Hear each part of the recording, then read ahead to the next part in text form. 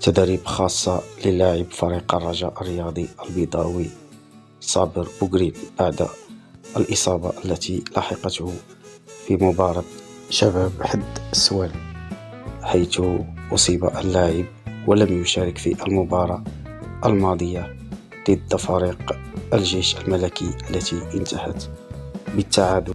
نلاحظ تدريب انفرادية خاصة للاعب صابر بوقريب من أجل عودته المرتقبة ضد فريق المغرب الفاسي.